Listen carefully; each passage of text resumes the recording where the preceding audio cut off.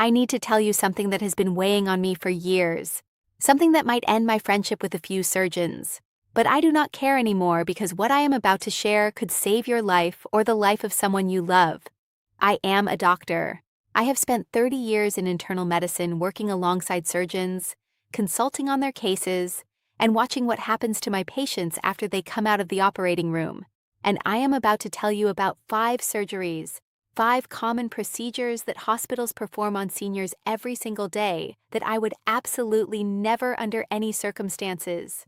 My mother is 76 years old, allow my own mother to have. Not because these surgeries do not work. They do. The problem is what comes after, and nobody is telling you the truth about it. My mother is 76 years old. She is sharp. She is independent. She still cooks Sunday dinner for the whole family. Last year, an orthopedic surgeon looked at her knee x-rays and said she needed a total knee replacement. He said it casually, like he was recommending a new pair of shoes. I sat in that office and felt my blood pressure rise because I knew something that surgeon either did not know or did not care to explain.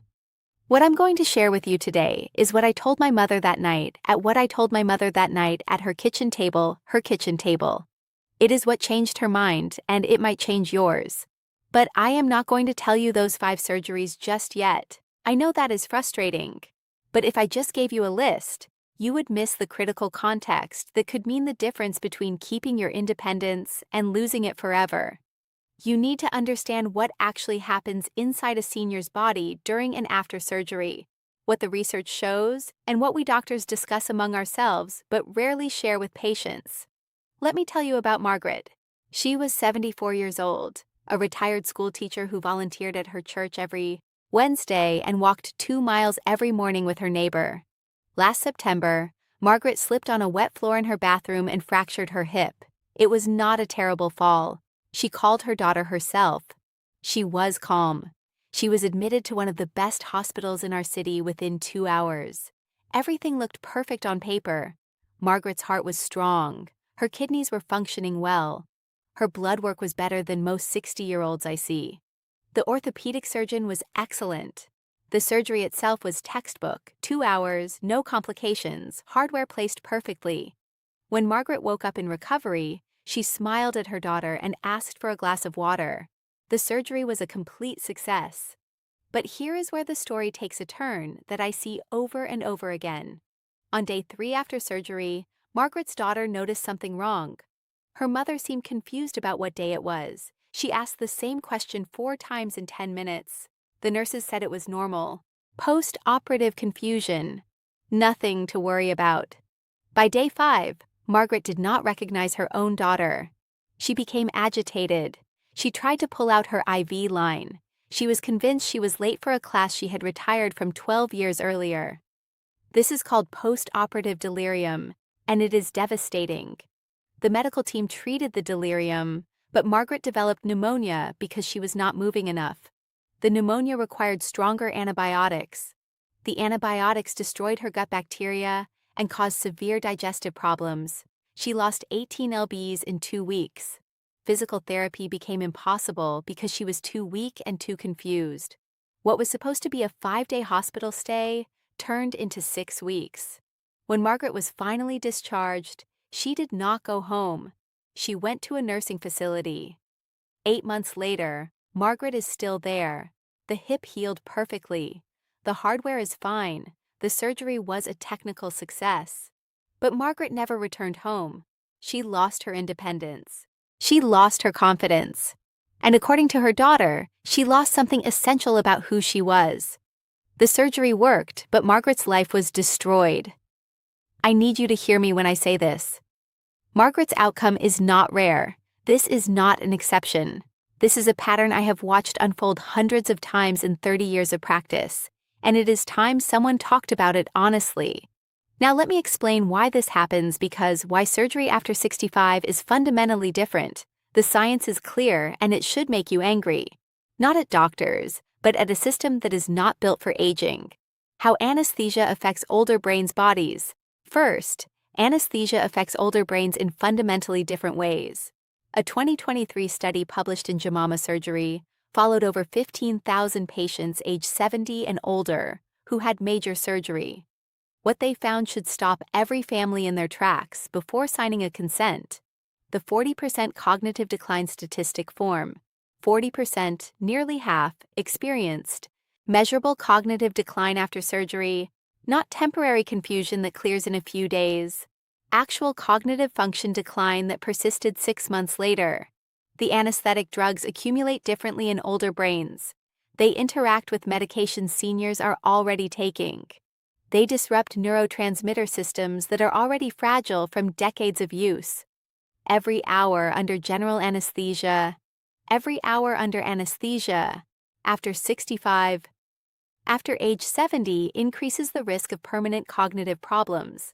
I have stood at bedsides watching patients who went in sharp and came out unable to remember their grandchildren's names. That is not a complication listed on the consent form. Second, the hospital environment itself is toxic to elderly patients. Think about what a hospital actually is.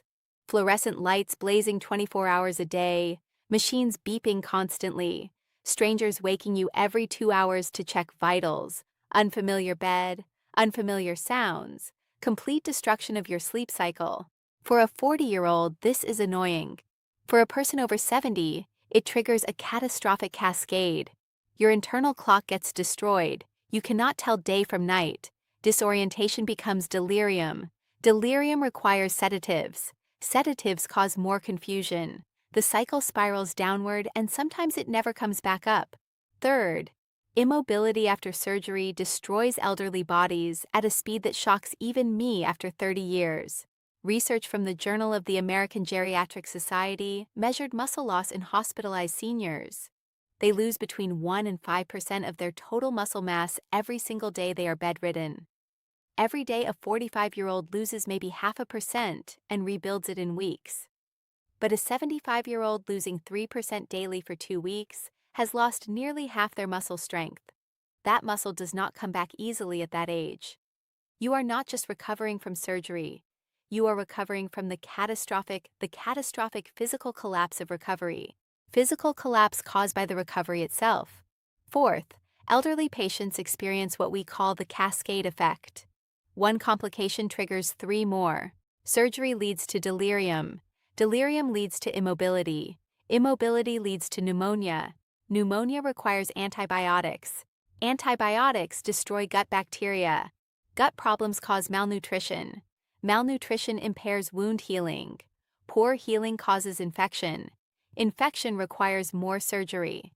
I have watched patients come in for a routine procedure and leave 3 months later having survived sepsis, pressure ulcers, hospital-acquired infections, and deep vein thrombosis, none of which were complications of the original surgery, all of which were triggered by it. And fifth, the body's recovery capacity after 65 is fundamentally different. This is not about being old or weak. This is biology. Your mitochondria do not produce energy the same way. Your immune system does not respond to stress the same way. Your hormonal environment does not support healing the same way. A 50-year-old body sees surgery as a challenge to overcome. A 75-year-old body sees surgery as a life-threatening crisis and responds by going into conservation mode. Sometimes it never comes out of that mode. Let me tell you about Robert. He was 69, a retired firefighter who still ran 3 miles every morning. He developed appendicitis. Straightforward emergency. The surgery took 45 minutes, no complications. But Robert's recovery took 4 months. He lost 30 lb. He developed such severe fatigue he could not walk to his mailbox. A year later, he still had not regained his strength. He told me that surgery aged me 10 years in 10 days. Or Susan. She was 74 when she developed severe diverticulitis. Her surgeon recommended removing part of the diseased colon. The surgery went fine initially, but she developed sepsis 4 days later, then an abscess that required emergency surgery. Then the wound would not heal. Over 8 months, Susan had 4 major operations. She died of complications from the 4th one. Now you are ready. Let me. The 5 surgeries I'd never let my mother have. Tell you the 5 surgeries I would never let my mother have. And, more importantly, what to do instead. Number 1. Hip replacement surgery after age 1. Hip replacement surgery after 75. Before orthopedic surgeons send me angry messages, let me be specific. I am not saying hip surgery is never appropriate. I am saying the risk calculation changes dramatically after 75. A study from the British Medical Journal tracked 8,000 hip surgery patients over 75. Within 1 year, 28% had not returned to their previous level of function. 15% were in nursing homes. The surgery has a 95% technical success rate, but the life impact success rate is much lower. The alternatives include intensive physical therapy, pain management protocols, mobility aids, home modifications, and sometimes accepting reduced mobility with an adapted lifestyle rather than risking catastrophic decline. Number 2. Emergency colectomy for diverticulitis. Emergency colectomy for diverticulitis, or bowel obstruction. The mortality rate for emergency colon surgery in patients over 70 is between 15 and 25% depending on the study. For survivors, the recovery is brutal. Temporary or permanent colostomy bags, chronic digestive issues, months of recovery. The alternative is aggressive medical management first. Antibiotics, bowel rest, drainage of abscesses. Many situations that feel like emergencies can actually be managed conservatively. 3. Perforated ulcer repair in frail patients with the right specialist. Number 3. Perforated ulcer repair in frail patients. Patients over 75 with perforated ulcers who undergo surgery have mortality rates between 30 and 50%. The surgery is high risk. The recovery is devastating. In select cases, some specialized centers are having success with conservative management, aggressive antibiotics, drainage procedures, intensive monitoring. It does not work for everyone, but it is worth discussing before jumping to major surgery. Number 4. Anctomy for bowel obstruction. 4. Enterectomy for bowel obstruction. This surgery involves removing diseased sections of small intestine. The technical success rate is good, but the functional outcome for seniors is often poor. Prolonged recovery, nutritional complications, high risk of needing additional surgeries. Many bowel obstructions can be managed with bowel rest, nasogastric decompression, and careful monitoring. Push for conservative management first, unless there is clear evidence of dead bowel. 5. Appendectomy in patients over 80. Number 5. Appendectomy in patients over 80. The mortality rate jumps from less than 1% in younger patients to 5 to 8% in patients over 80. Here is what most people do not know. A 2023 Scandinavian study showed that about 70% of uncomplicated appendicitis cases in elderly patients resolved with antibiotics alone. No surgery needed. This is controversial and it does not work if there is perforation. But the option exists and you deserve to know about it. Now, which of these 5 has affected you or someone you love? Drop it in the comments. I read every single one. Here is your 7-step action. Your 7-step action protocol. Print this out. Protocol. Print this out. Bring it to every doctor appointment. It could save your life. Step 1. Before any major surgery, ask your surgeon to calculate your frailty index score. This is a validated tool that predicts surgical risk in elderly patients. Takes 5 minutes. If your surgeon does not know what it is, that is a red flag. Step 2. Request cognitive baseline testing before surgery. Simple memory and attention tests before anesthesia, then repeat them 6 weeks and 3 months after. If cognitive decline happens, it is documented. Step 3. For any recommended surgery, specifically ask what are the non-surgical alternatives and why are we ruling them out. Make the surgeon explain why conservative management will not work. Step 4. Get a second opinion from a geriatrician, not another surgeon. A geriatrician who specializes in managing elderly patients without surgery. Ask them what they would truly recommend if it were their own parent. Step 5. Ask about the POSSUM score. This is a surgical risk calculator for elderly patients that gives you a percentage chance of complications and mortality. Step 6. Create an advance directive with specific language about quality of life priorities. Statements like, If surgery would likely result in permanent nursing home placement, I decline surgery in favor of comfort care. Step 7. Insist on a family meeting with the surgical team where you explicitly discuss worst-case scenarios. Ask what percentage of patients my age end up in a nursing home after this surgery. What percentage develop cognitive decline? What does the worst case actually look like? Let me bring this full circle. Last year, my mother's orthopedic. My mother's story. What we chose instead of surgery. Surgeon recommended knee replacement surgery.